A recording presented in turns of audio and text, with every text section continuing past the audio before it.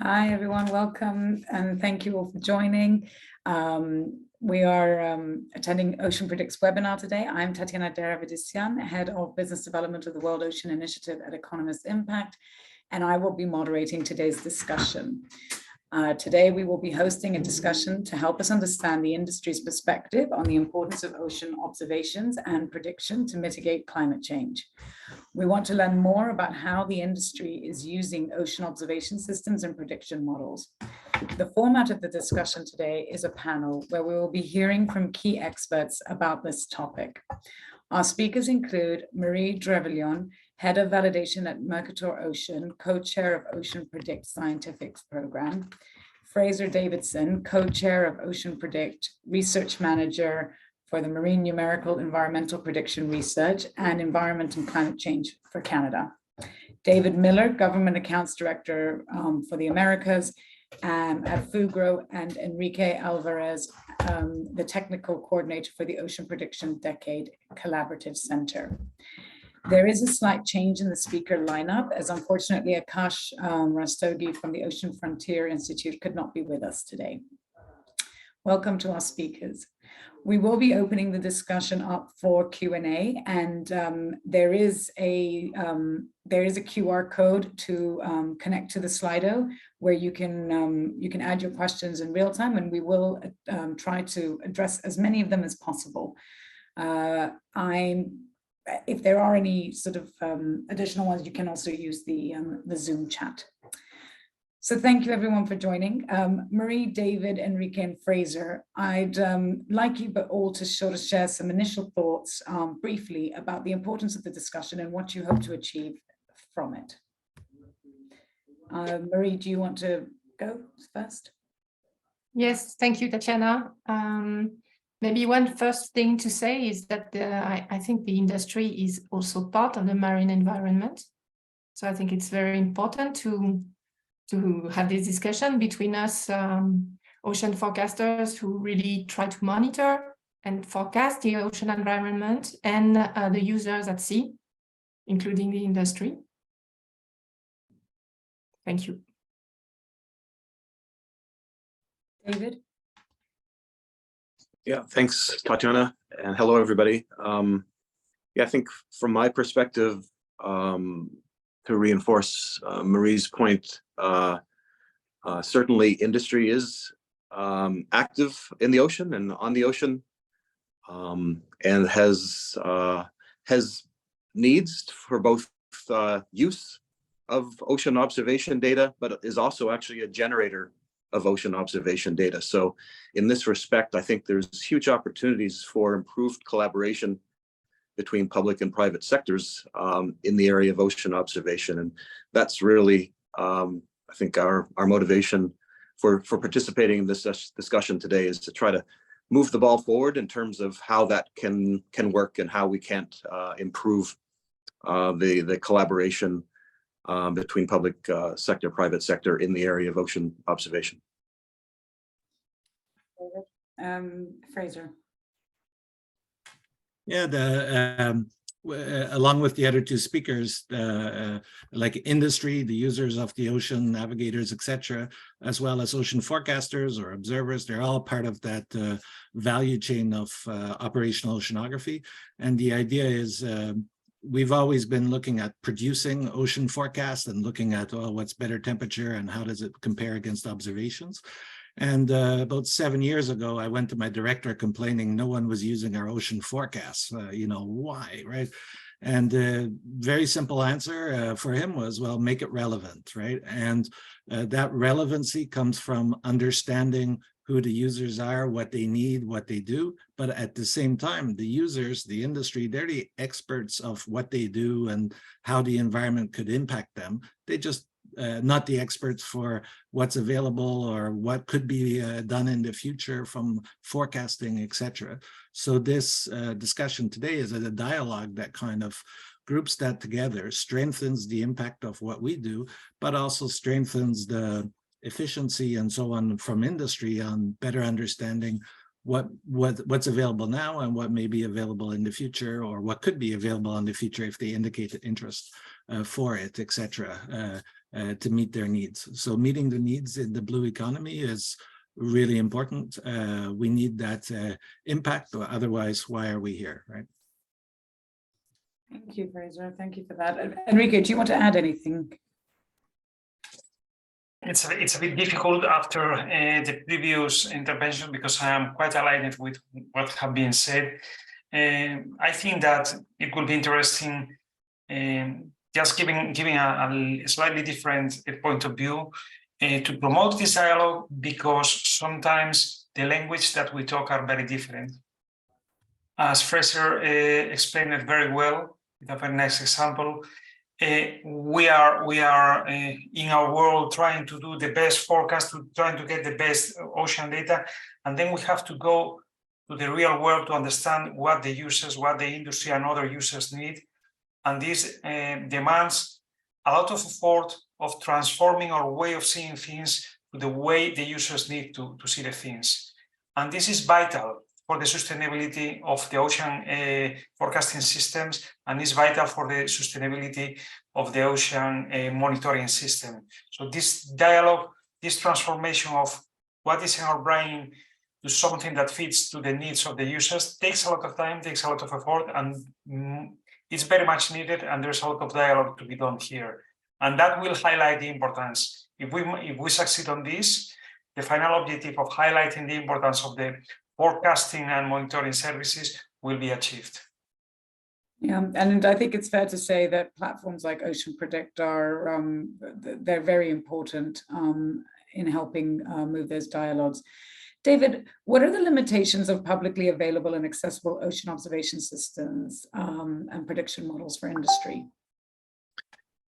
Yeah, okay, thanks, Tatiana. I think my comments are from kind of a relatively narrow sector of marine industries, but still I think a relevant one. And I should preface by maybe saying that Fugro is involved in this area in terms of acquiring, analyzing, and providing advice to our clients on all types of geodata, of which ocean observations and prediction models is part of that, right? So we are supporting both private sector, public sector clients in managing natural resources, as well as building infrastructure, sustainable infrastructure. So with that context, I would say in general, the currently publicly accessible ocean observation data systems and models tend to be kind of covering larger scales and less resolute. So not necessarily the resolution required at a specific location to support the higher requirements, engineering requirements, typically for these projects. So industry is active, as we discussed, in the ocean, and this is around traditional energy systems, offshore wind, submarine cables, ports and harbors, aquaculture, fisheries projects, and all of these projects require these ocean observation systems and prediction models. And that's required to support regulatory requirements, also to support ongoing monitoring, reporting, and verification requirements. And in the case of infrastructure, to support the design, engineering, construction, operations, and maintenance activities on the projects. And kind of as a first proxy, industry looks first to the public sources of information. And usually there is available information, but again, it tends to be over a broad area and not necessarily resolute enough to support the project. So as a result, it's not sufficient to meet these private sector requirements, and then augmentation is required. And that's where companies like ours come in and will maybe provide higher resolution on site to be combined with the existing public data and models to be able to create higher fidelity and resolution at the specific location to higher resolution requirements to support the project. So that's kind of, I think, the fundamental issue is, while there are public systems and public availability of information, data and knowledge, it's not quite sufficiently resolute and at the right each location to support the industry needs. That creates great opportunities, right? Because in the course of collecting this higher resolution information and creating these higher resolution models at site-specific locations, if that information and knowledge were shared, then you create an entirely more sophisticated and more improved system and enterprise. And I think that's where we're at, right? Is trying to bring together activities that are happening already in the private sector with existing infrastructure and activities in the public sector to create a better enterprise. Thank you, David. Enrique, I mean, do you have any thoughts on how, you know, how this can be improved in sort of real time right now? How are you guys at Mercator sort of circumventing or managing that? Specifically, what do you refer? You mean the connection with industry, or? Yeah, well, how you are working with publicly available data, how you're circumventing some of those challenges that David talked about. Well, the first thing we are working in is in building a framework to be developed during the decade that will allow that these high resolution systems that were mentioned by David will be easier to implement, to operate, and to manage from any part of the world. This is really something that is needed because nowadays to mode one of these systems is a very complex task because there are not the right tools, standards, and best practices. So it's very difficult to serve the industry in this sense if you don't have behind a very powerful team doing this work. So we want to facilitate on one hand this, but on the other hand, also very important, we want to put in contact all the different sectors of the ocean forecasting value chain.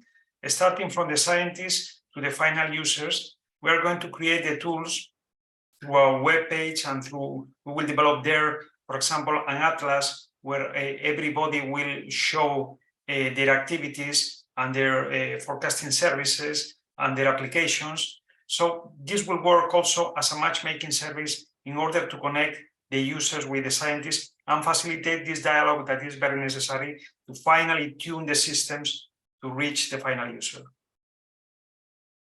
Thank you. And Marie, I think in the spirit of dialogue, can you go into more detail about why it is important for core ocean prediction services to reach out to industry and how they, you know, to jointly is helping to mitigate climate change?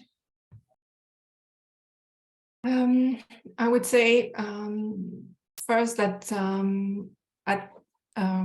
in the Copernicus Marine Service, we have some experience working with the industry, working with the end users and intermediate users to really shape our products so that they are as useful as possible. So we have been working on that with a series of mechanisms such as advisory groups or surveys to collect feedback and also to design the products so that the users are really taking that into account. And also for the new needs, for instance, to improve the resolution, and as David just said, and to also provide uncertainty together with the products. So this is really important to keep this dialogue alive and to be able to really collect the feedback because these feedback are also evolving. And this, as David said, we can get feedback also in the form of validation feedback and also observations. So that is very precious. And that really improves all the information system in the end.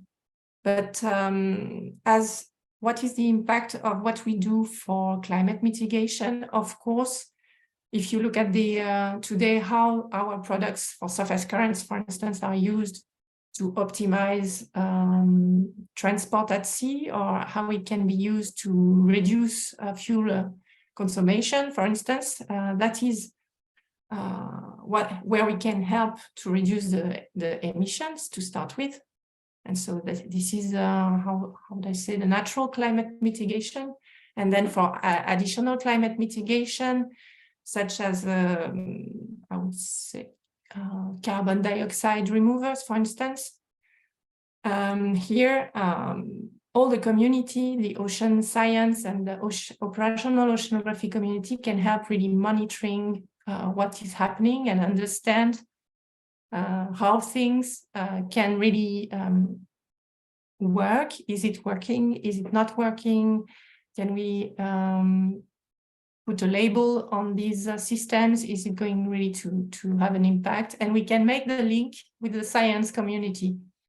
The operational oceanographic community is working with researchers, climate researchers, or ocean science researchers, and we can really help to set up a real dialogue between the industry and the science. So maybe my colleagues would like to complement. I want to ask Fraser actually to maybe expand on this a little bit and just talk a little bit about ocean carbon sequestration as well. Okay, I'm not an expert on carbon sequestration, but one of the things from a science approach is I know from industry there's a push or an interest in that. Part of it is to figure out how that would work and to what extent that would work. So there's the engineering side, but on the science side is, okay, so you sequester the carbon in the ocean, what happens to it? And would it ever come back into the atmosphere? And those things need to figure out. The ocean has complex chemistry, which and circulation and so on that all combine. And so the prediction systems that we have, some have biogeochemical components added onto it that assimilate data in real time. And those are key for ocean observing, so for the biogeochemical variables. So one of the things from industry is helping out with these additional requirements, whether the most easy one is leverage existing industry assets and their their existing operations, such as seismic surveys, for instance, provide intense passages around certain areas, and if collecting information there is very useful. Also contributing to the BGC or Argo, for instance, is another way. But it's my experience from industry is they don't, they're very environmentally conscious, but they want to make sure that whatever they're doing or precautions that they're taking, that there's evidence that those are useful or that those have impact. They don't, they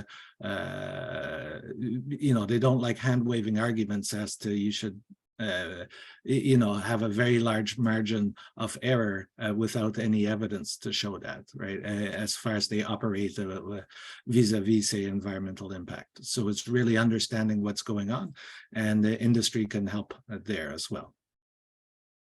Thank you. Enrique, David, I don't know if you've got any comments that you want to add to that.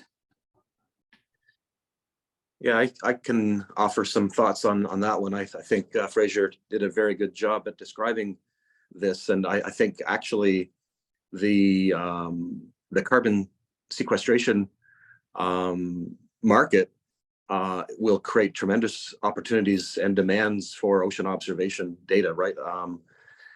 If you think of carbon credits and carbon credit markets, to really have value and meaning and to be able to attract investment will require having certainty in terms of impacts and effects. So I think the need for ocean observation systems and prediction models is going to be super important in this space.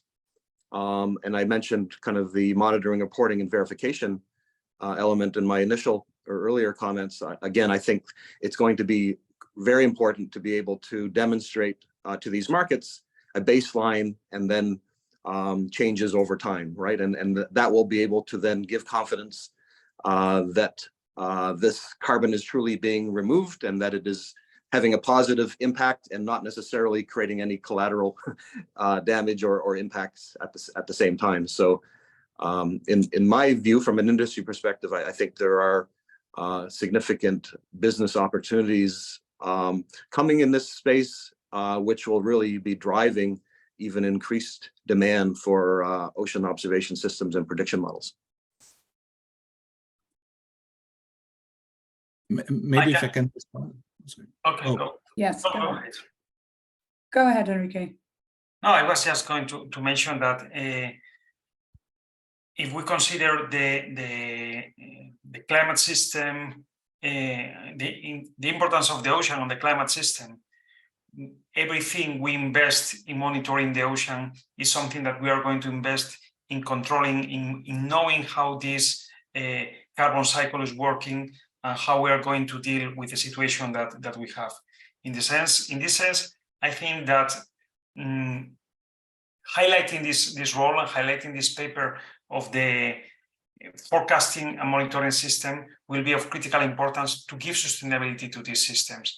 So in order to know how the system is going to react to the impulse that we're providing by adding all this CO2 on the atmosphere, we need to know the ocean, we need to know we need these forecasting and monitoring services, and we are able to, if we are able to highlight this, we will ensure the sustainability of these systems. Thank you. Sorry, Fraser, I think you wanted to say something as well. No worries. It's to sort of get back to David's point and add on Enrique's, is that first of all, we may not have the climate people here that would be most knowledgeable about the carbon cycle and the impacts of carbon sequestration, etc. And they would put that in their models and see how things go.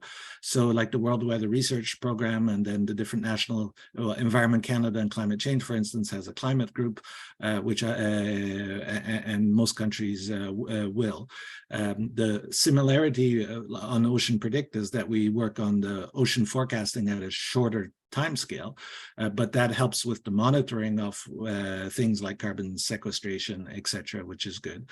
The other thing, key point, is that the observing system for short-term ocean prediction, or say 0 to 30 days or 0 to 10 days, is really the same as the long-term climate monitoring system. So for instance, the Argo floats, the BGC Argo floats, they're used by both communities to be able to look at the climate or changing climate as well, or changing biogeochemistry, as well as for analyzing and assessing and saying, this is the conditions today and these will be the conditions tomorrow.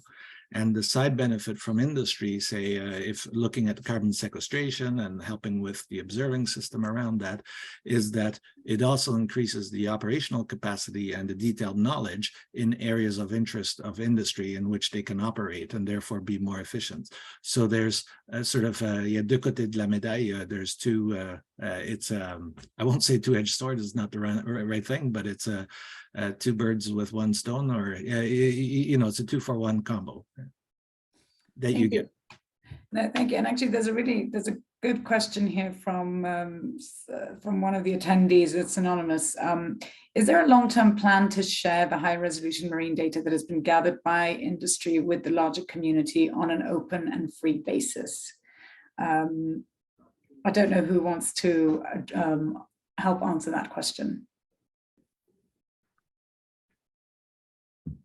I'm happy to take the first kick at it, at least, and describe what I'm aware of from an industry and a Fugro perspective, because I described my motivation for being part of this webinar today as kind of being this issue, right? And I can say that we, in our role, are aware of obviously a substantial amount of private industry data that has been collected over many years and continues to be collected in support of these projects that I described earlier. But historically, these data have not been shared. So that is correct. They've been used primarily for the developer or project owner's purposes and haven't been made publicly accessible. We've had some successes in the last few years where that paradigm has shifted and that public access has been given to some of these privately owned data. And it's certainly not widespread, so I don't want to kind of give any false illusion there, but we see a changing tide, if you like, where there is an increased appetite to explore this. And I think some of this is motivated by the United Nations Decade of Ocean Science for Sustainable Development, which is really, I think, shining a light on this issue and really focusing on the cross-sectoral collaborations that's required to truly meet the desired outcomes of the decade. And then I think part of it is just a changing cultural and societal expectations, right? I think from a industry perspective, from a business perspective, there's increased ESG expectations on companies, right? Which puts some pressure on companies to improve the way they behave in kind of in an ocean stewardship sense. So all of this has created, I think, an improved environment. And then with that background said, there is a new United Nations Ocean Decade Working Group that has been established. It is a corporate data group. And the purpose of this working group is to focus on providing public access, giving public access to privately owned ocean science data. And the group has just been formed. The first meeting was in February. The group is comprised of various forward-leaning companies, large international companies that are forward-leaning on sustainability that operate in different sectors. So from traditional energy, from offshore wind, from fisheries, aquaculture, submarine cables, kind of from different perspectives, different sectors, coming together and working as a collective to identify the barriers that exist in this sharing of data now, and tackling those barriers to basically create frameworks and mechanisms and best practices that will allow for a better environment where private sector is incentivized and motivated to make these data available. And some of that could be philanthropic in the sense that it's just given away, and others could be around public-private partnerships where there's co-investment from public sector, private sector, still yielding public access to these data to the benefit of all. So that's from my perspective. I'm sure others have other views, but this is where I have some insight at least. Yeah, no, I mean, that's great. And I think it's fair to say that it's been a slow transformation for industry, but organizations like Fugro are somewhat leading the charge in that space, I'd argue. And you actually touched on something which I was going to ask about, the economic and environmental and social risks. Does anybody want to add any additional comments to the attendees' question? Yeah, I would like to jump into that one, mentioning that certainly the best thing I have seen to tackle this specific problem is a group that just has been mentioned in the framework of the decade. But I want to highlight the fact that we are talking now about industry data, and in fact, this is not something that should be strange that this is not shared. In fact, it's only very recently that public institutions are properly sharing the data. So we have won this battle because a couple of decades ago, this was not the case for Europe, and the situation has completely changed. And now the public institutions have understood that the best way of being relevant is sharing your data. If you want to be selfish, if you want your own benefit, share your data. That's the message, and people has finally understood this, and it got some time. So I think we have to now do the same transformation with the private sector. But for doing that, we must first understand, we must first give them a rational of why they should give the data. And all these things that have been said today about the study of carbon sequestration, about optimization of marine routes, about certain applications that are needed and that will be improved if we have the data to improve them, that should be the gate to change the mind and to start opening all these data that are not accessible for the public today. Thank you, Enrique. Fraser, I have a question for you. You know, you mentioned earlier about sort of having this challenge going to your colleagues at the time to talk about this topic, and as this is as the world is changing, and I think a lot of it is driven by the fact that we are aware of the sort of global challenges, the risks, and how they impact us. I think that's the thing here. We've understood that it can impact our daily lives, so this is why we're sort of changing our view on these issues. But what would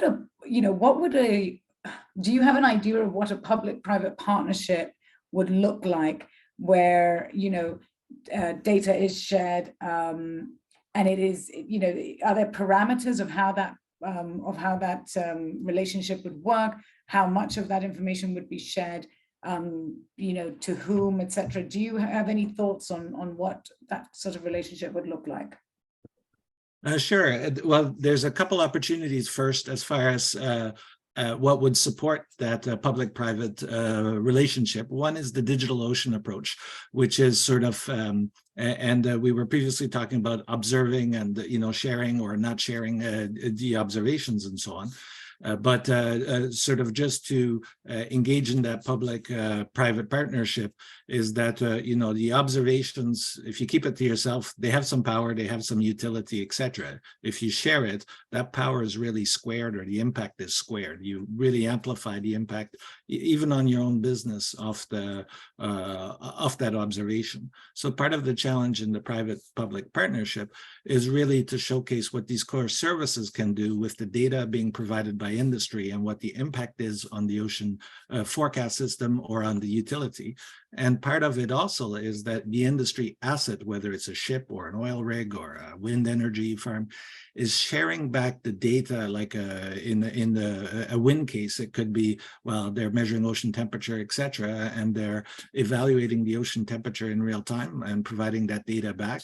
They're also evaluating winds forecasts, so that's more the seamless approach, in the sense that an offshore operation or even a ship requires everything, not just the oceans, what's in the ocean for fishing, etc., but also on the surface, like the waves, etc., freezing spray, which is also a combination of winds, and so they need to know the surface winds, hurricanes coming, all this. So it's really part of it to encourage a public-private partnership would be literacy increase, like knowing what ocean forecasting can do, literacy increase like on the ocean environmental prediction or assessment and so on, but also literacy increase from us about what industry does and the industry needs, or how they operate, or how they value something, or how they see the value in carbon sequestration and markets and things like that.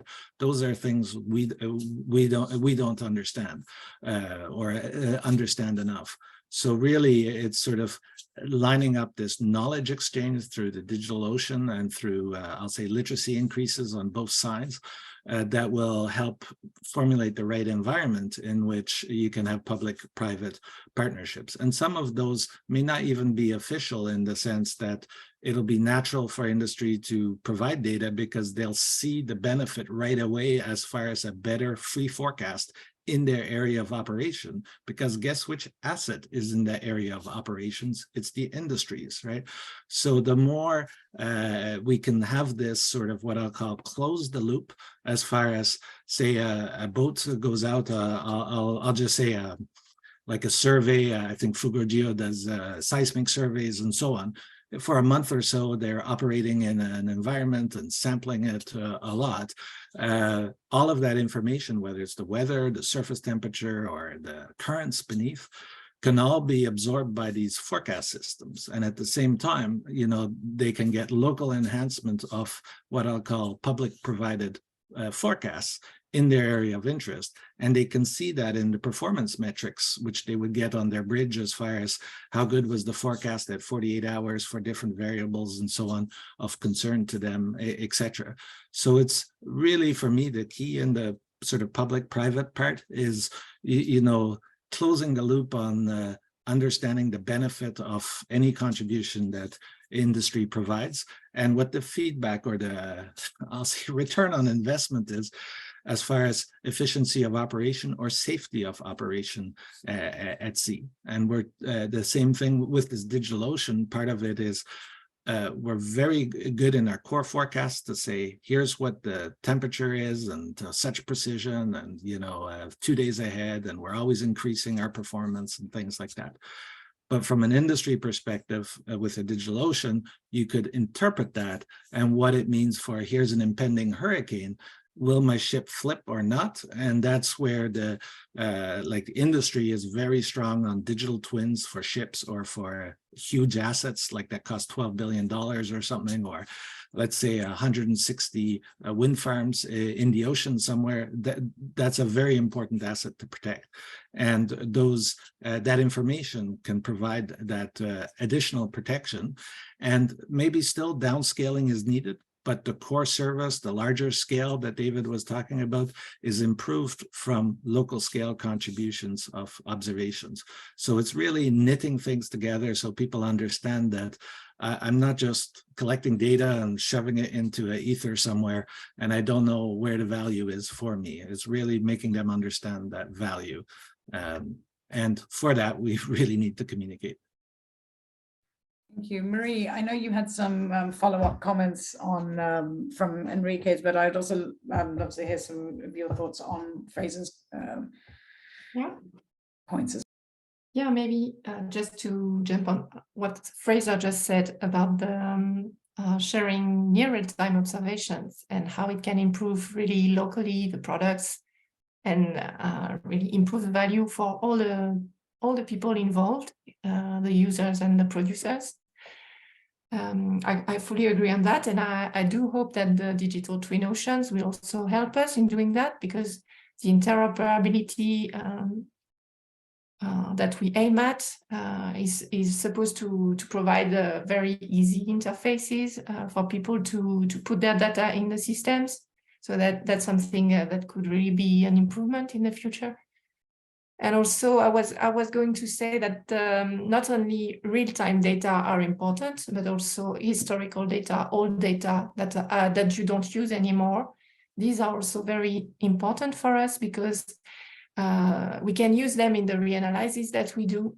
And then when we improve the reanalysis, we better capture the trends in the ocean or the long-term viability.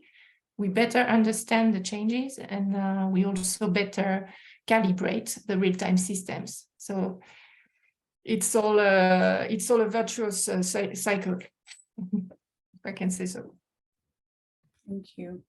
I do actually want to stay with you for a minute just to talk a little bit about the Copernicus Marine Environment Monitoring Service. And if you can just talk a little bit about some of the lessons that you've learned, the longer term objectives of it, and the overall experience and how it can be leveraged to develop international capacity in ocean prediction. Yes, maybe I can say a few more words on that. So during the years of the Marine Service, so it's been 8 years since we started the Marine Service, but it's a longer effort, an effort that started in the 2000 really, with various European projects, and users have always been involved, and the Marine Service is really user driven. And so user committees or advisory groups and surveys were done all along to really gather what were the users' needs in terms of products, meaning the scientific content, but also the grid, the uncertainty linked with the products, etc., the frequency, other characteristics, and the way we have to communicate on that and what type of information they needed. So this, the service has been improved from year to year, trying to answer these needs. And in terms of experience, what can I say more? We have been building really an answer by marine sector. So we have been studying the markets and what were the different areas of applications and try to calibrate the answers depending on these markets. So for sea ice monitoring or marine conservation and policies, or science and climate, natural resources and energy, water quality, coastal monitoring, etc. So we also have society, education, marine food, marine navigation, safety and disaster. So these are all the markets. And for all of these markets, you will have a slightly different approach. And you will try to really help the users depending on their needs. And also we talk directly with the member states of the Copernicus Marine Service, because it's a European service funded by the European Commission, as you know. So yes, basically, that is all I had to say regarding this, but I think it's really in our day-to-day mandate and day-to-day work. And this is a question for Enrique, Fraser, and Marie. Actually, obviously, we're trying to look at to sort of get the industry's perspective. How, in terms of the OceanPredict community, how much engagement do you get from industry through it, and what is, how can industry better support the OceanPredict community? I think if I can start, Yeah, please. like over the years, we've always attempted to, invite the industry, say, to our meetings, etc. And that I won't say it flops, but we get 2 or 3, or we'll get a keynote speaker from industry, and that'll provide some insight, etc. But it's been hard to sort of interface. I'll say interfacing with industries been a challenge. I think part of it is we need to look at it from a more strategic point of view and longer term point of view as far as providing lead time, but maybe like CMEM seems to have a good approach, and they have very good industry examples on their website, etc. But I think in general, internationally, we need to kind of figure that out. OceanPredict is more focused on the sort of production side, but we want the impact. But the impact will only happen through industry uptake, or in large part through industry uptake. And part of that is that dialogue is needed. And so through the DCC, there may be opportunity to sort of leverage other groups that can focus on the end users, etc.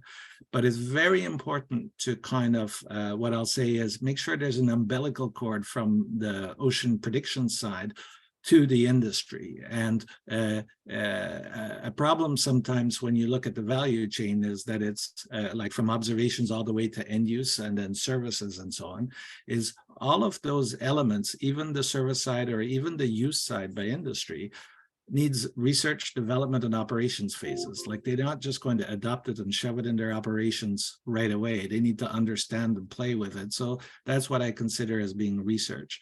And we kind of sometimes lump that part as here's service, here's our service, use it. Oh, you're not using it, why? And etc. But it does take industry, has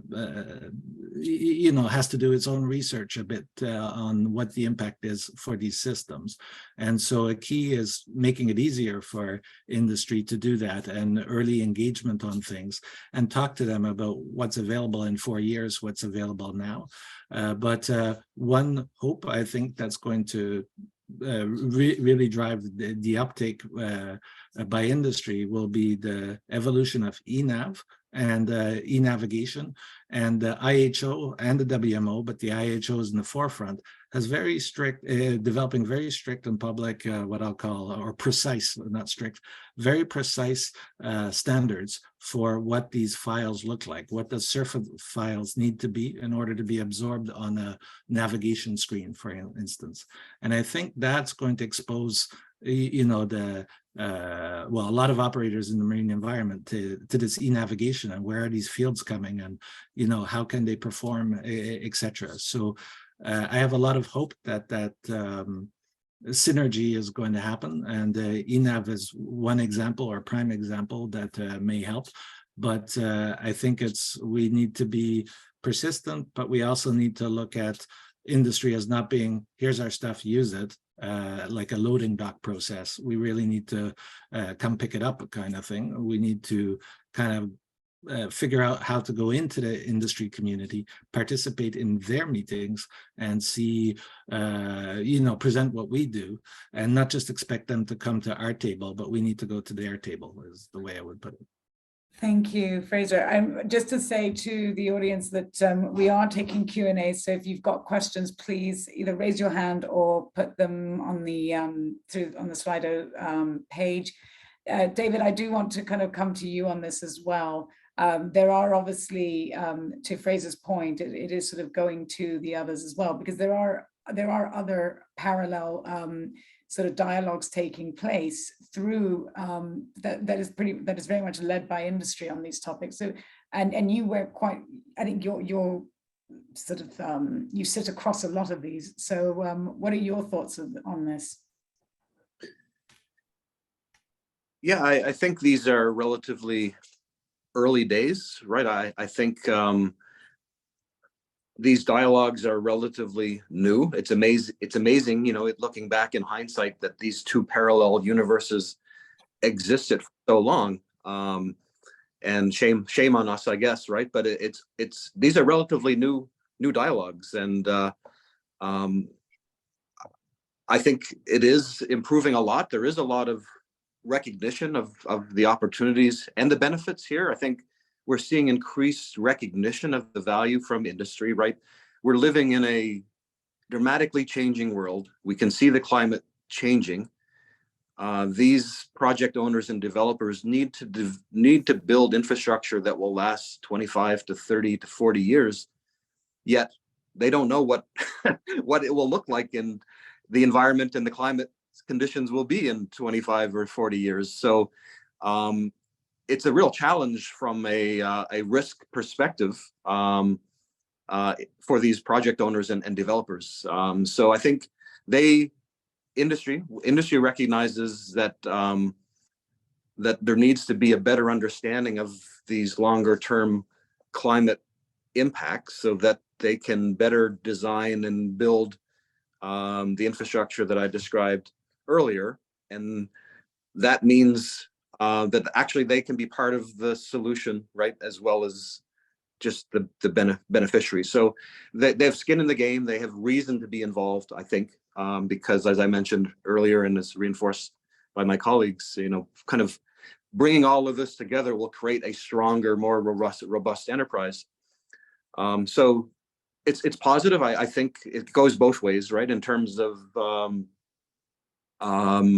these existing kind of public organizations and existing infrastructure organizations coming into industry meetings, but then also creating the forums whereby industry can come to those meetings and really understand the value and the motivation to be there. And that's what's changing. I think it's starting to change, where kind of the value proposition is becoming more visible. This isn't going to work everywhere, right? I think, come back to one of Fraser's comments, right? I think really this public-private partnership, this collaboration, will only really accelerate and thrive where there is private investment. So that's not happening everywhere, but where there are offshore wind farms being developed, where there are renewable energy projects being developed, where there are significant fisheries and aquaculture initiatives, you know, that's where private investment is being made. That's where they're going to need these improved systems and models, and that will create the environment to I think further accelerate, motivate, incentivize these collaborations. Enrique, I want to come to you, but I also want to sort of, and you don't have to answer this if you don't want to, but it's also just talking about this in a little bit more on a global scale. Are there possible challenges in terms of defense tactics for certain countries, etc., in achieving a sort of a global standard around this topic? Sorry, I was not able to understand the question. Whether there's a security risk in sort of creating for certain countries and or regions in creating a global standard around this and a sort of a common agreement on. Okay, I'll go back, but first I want to comment on the previous one, because I think that everything is summarized on the answer of the boss of Fraser to the question. It's about getting relevant. It's about being visible and about being acknowledged on the work that we are doing. We have now Copernicus Marine Service, and somehow we give it for granted. Somebody that was born, let's say, in this Copernicus, after Copernicus, could give this as a granted thing, as something more or less, let's say, trivial and natural to be there. But this is not the case from the historical perspective. And this was born from the thought of all these projects that Marie was mentioning, and this needs support in every direction to be alive. So for the private, what we have to talk with the private sector is that they want the best data to deliver their own products. But on the other hand, we need visibility through their products to continue producing the best data. So we need to close this loop, and so they get better products, and we get the capability of continue developing these products. So this is it. And then with respect to your second question about difficulties, I think there will be always a sector, which is the sector related with defense, that logically will not be on the first ones on the meeting about the standards. That's absolutely normal and logical. But there is a civil society which is very powerful and very important, and we are working to deliver these standards, these tools and best practices.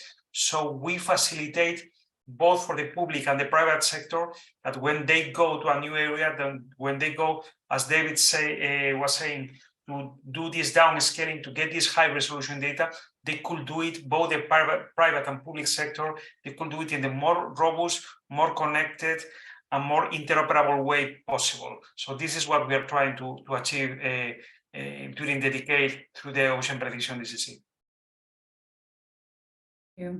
Thank you, Enrique. Does anybody want to add anything to that? Sure. With respect to this, a defense perspective, and the worry of standards, it's surprising sometimes when you talk to the defense people or to the Navy and so on, they're very willing to share their data. They just don't know how, but they collect XPTs. They're mandated usually 4 or 5 times a day, wherever they are, to collect XPTs. That data is never shared. So, I mean, it's not just with industry we have the difficulty, it's also with our government departments that have assets in the ocean, like our Coast Guards, our etc. They can also they use our forecast, but they can also contribute to the forecast, and that dialogue is going on. But the relevant thing is that the more information everybody has, or the following standards and easier to access, etc., it's raising the bar for everybody. It's not creating a differential, especially if we apply the standards right. And especially if you look at one of Enrique's motivations is for lesser developed countries to be able to easily exploit things. And that's where the standards come in. That's important. So if we raise the bar for everybody, we're not creating a strategic advantage or disadvantage. We're really leaving it up to industry and to the own nations, from a defense perspective, or industry from an economic perspective, really to how best use all that information. But everybody has access to it, so we're equal footing. The other thing from a defense point of view is the last thing they want is to provide a location, from an observation, their location, but they're very, very sensitive for a location less than 10 meters, whereas from an ocean forecast perspective, where, you know, a kilometer or 100 meters or 200 meters is good. And you don't need to communicate. Real time for us is within the day or within 2 days, or for the ocean information. The weather is a bit more urgent, like within 2 hours and so on.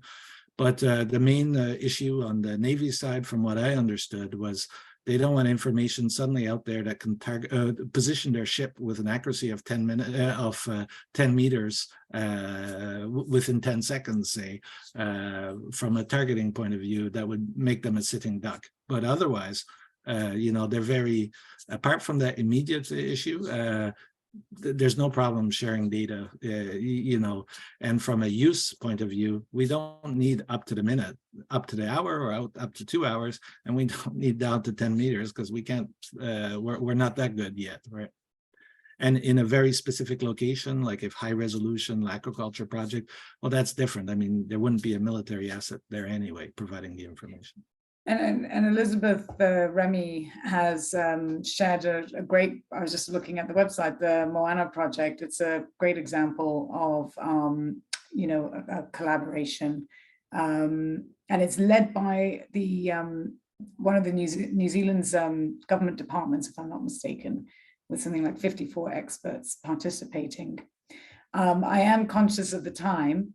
And I do want to sort of, not to sort of plug this in, but I think that, you know, at Economist Impact, you know, we're very passionate about this topic, and we're actually currently working on a research project that will be published sometime soon on this very topic. You know, we hope to be able to share it with everyone in the OceanPredict community, but the wider community.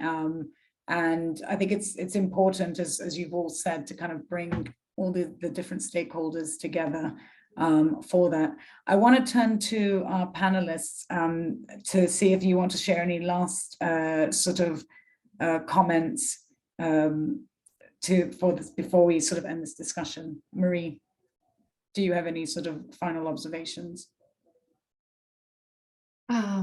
Yes, I think it's really nice to have this dialogue, and to well, on my perspective, is an extension of the dialogue to worldwide community, and I think it's very important because climate change is a world problem. It's not a European problem, so we need to have this dialogue on the international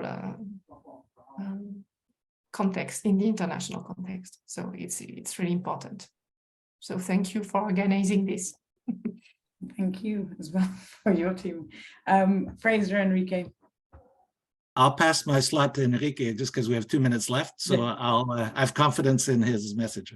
Thank you, Fraser. I think this is a very important dialogue, and I would like to highlight the importance of this virtuous loop that we've been talking all the time. We really need the support from the industry in terms of this data that they are gathering, and in terms of showing, giving visibility to the work we are doing, to giving the relevance that the boss of Fraser was demanding. And I think that if they get that, please don't give for granted something like Copernicus Marine Service. We need to sell all the time that this is relevant. And if we are able to get that, we will produce more and more and more and better products for the industry. So that's a virtuous loop that we have to look forward. And I agree with David that it's incredible that we have been so isolated until now. So let's break these barriers now. Thank you. David, you have maybe 2 seconds to say something if you want to say anything. No, I think it's been said largely. I just thank OceanPredict for hosting this important dialogue. This environment, this atmosphere will improve through continued dialogue, and I think having discussions like this is extremely important in improving the relationships and the collaboration that we require between public sector, private sector, to get to this more robust, more impactful ocean observation enterprise. Yeah. Thank you, David, and thank you to OceanPredict for allowing us to sort of bring this conversation to your audience. It's been an absolute pleasure speaking to you all. Yeah, I look forward to sort of hopefully seeing where this conversation goes to next. Thank you all. Thank you. Thank you. Bye. Bye. Thanks.